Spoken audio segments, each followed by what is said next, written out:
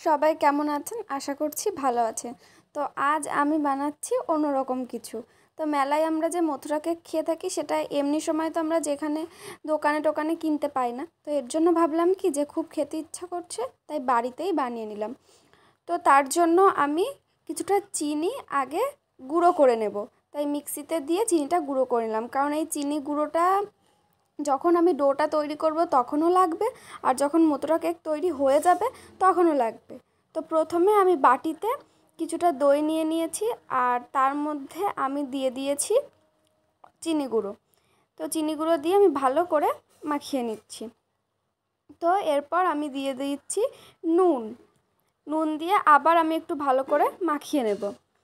তো এই যে আমি দইটার সাথে ভালো করে এগুলো আমি হাত দিয়ে আস্তে আস্তে আস্তে আস্তে ফেটিয়ে নিচ্ছি। তো তারপর আমি এর সাথে অ্যাড করে দেবো বেকিং সোডা বা খাওয়ার সোডা, যাই হোক সেটা আমি এই যে অ্যাড করে দিলাম।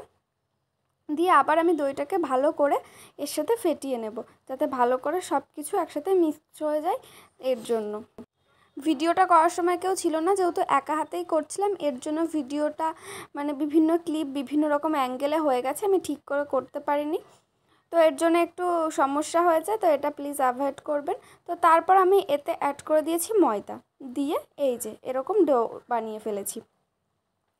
তো এই যে আমি ভালো করে ডোটাকে মেখে নিচ্ছি।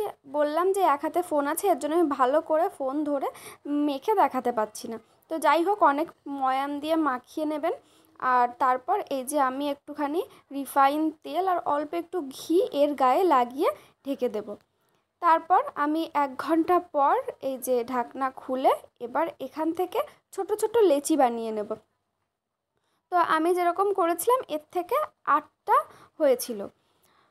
তো এই যে আমি ছোট ছোট লেচি কেটে নিচ্ছি, আর কেটে নিয়ে হাতে গোল গোল করে নিচ্ছি আস্তে আস্তে।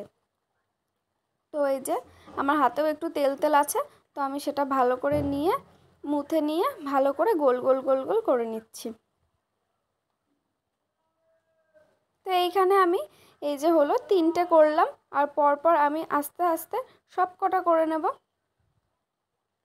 আর তারপর আমি এইগুলো মাঝখানে একটা ফাঁকা মতো করে দেবো, কারণ আমরা যে মথুরা কেক খাই মাঝখানে একটা গোল ছিদ্র টাইপের থাকে, তো আমি সেটা গোল করে নিয়ে আঙুল দিয়ে এর মধ্যে সেই রকম গোল গোল ছিদ্র করে নিচ্ছি, মানে মথুরা কেকের শেপটা যেই রকম হয় সেই রকম করে নিচ্ছি। আর এইগুলো এখন যতটা ছোট লাগছে, আর তেলের উপর দিলে কি সুন্দর ফুলে উঠবে সেটা আপনারা দেখতেই পাবেন। আর খেতেও খুবই সুন্দর হয়েছিল। তো আপনারা এটা বাড়িতে অবশ্যই ট্রাই করবেন। তো আপনাদের কেমন পরিমাণ নিতে হবে সেইটা আমি নিচে ডেসক্রিপশান বক্সে লিখে দেব। তো আমি এই যে পরপর 4টে মথুরা কেকেরই শেপ দিয়ে দিলাম 4টে লেচিতে গোল গোল করে, আর তারপর তার মাঝখান থেকে আবার গোল ছিদ্র করে তারপর আমি একটা থালায় সাজিয়ে নিচ্ছি। তো এই থালাটা হচ্ছে অনেক দিন আগেকার থালা, অনেক বড় আর পুরনো ডিজাইন। তো এটা বের করা হয়েছিল, তাও ভাবলাম এটা নিরামিষ বাসন ছিল, তো এর জন্য আমি এর উপরে এইগুলো করলাম। তো এরপর আমি একটা কালো কড়াইতে, ছোট কড়াইতে অনেকটা তেল নিয়ে নেব, আর সেটা আমি গরম করতে বসিয়ে দিয়েছি। লো ফ্লেমে আস্তে আস্তে গরম হচ্ছে। বেশি হিটে গরম করলে কিন্তু যখনই আমরা মথুরা কেকগুলো ছাড়বো তখন সাথে সাথেই কিন্তু লাল হয়ে পুড়ে উঠবে, কিন্তু ভেতরে কিছুই হবে না।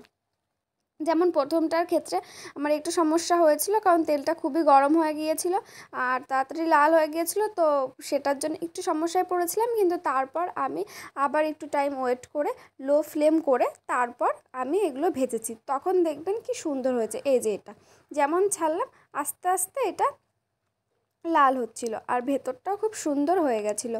তো প্রথমে আমি যেহেতু এটা প্রথমবার করছিলাম, প্রথমে আমি এই একটাই করে নিলাম, আর এরপরে আমি একসাথে 2-3টে করে করব একবারে। তো দেখুন এই যে কি সুন্দর ফুলে উঠেছে, আর একটা লালচে হলদেটে রং হয়েছে। তো দেখতে খুবই সুন্দর লাগছিল, আর খেতেও খুবই টেস্টি হয়েছিল। আর এমনি তো মথুরা কেক খেতে প্রচণ্ডই টেস্টি হয়, আমার তো খুবই ভালো লাগে। আপনাদের কাদের কাদের ভালো লাগে সেটা কমেন্টে অবশ্যই জানাবেন। তো তারপর মথুরা কেক রেডি হয়ে গেছে, আর আমি সেই চিনির গুঁড়ো দিয়ে এটা ভালো করে পরিবেশন করেছি। তো দেখুন কি সুন্দর ফুলেছে, আর ভেতরটা কতটা স্পঞ্জি, আর পুরো যেমন হয় মেলার মতো তেমন হয়েছে। তো আপনারাও বাড়িতে বানিয়ে খান, খুব সুন্দর লাগবে। তো এখনকার মতো টাটা, দেখা হবে পরের ভিডিওতে। Please subscribe my channel.